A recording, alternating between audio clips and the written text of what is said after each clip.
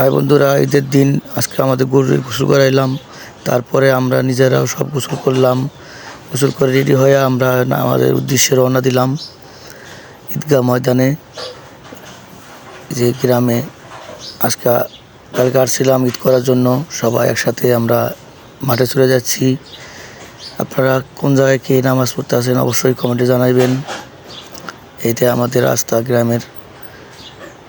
এইটা যাচ্ছি আমরা ঈদগাহ ময়দানে, ঈদের মাঠে নামাজ পড়ার জন্য আসে পড়লাম ঈদের মাঠে। এই যে মাঠ সামনে,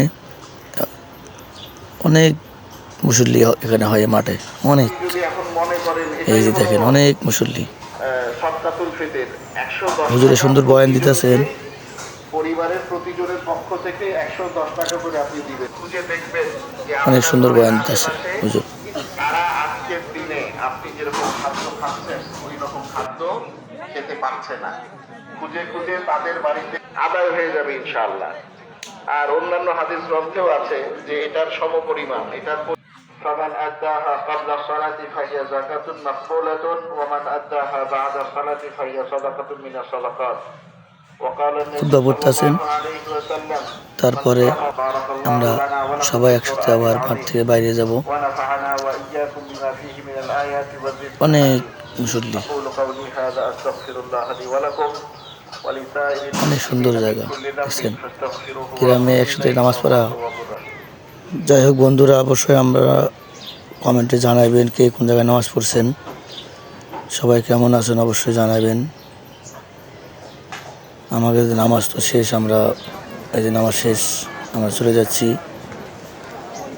এখন আমরা চলে যাব। অনেক সুন্দরভাবে সবাই নামাজ কালাম পড়লাম ঈদের দিন।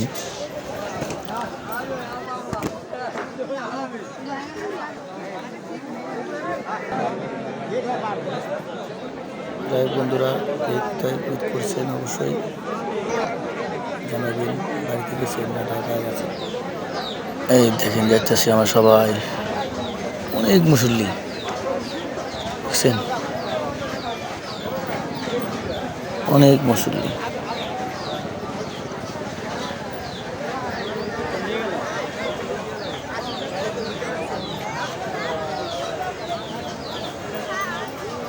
এই যে আমরা বাইরে দিয়ে চলে যাচ্ছি। শেষ, আল্লাহ হাফেজ।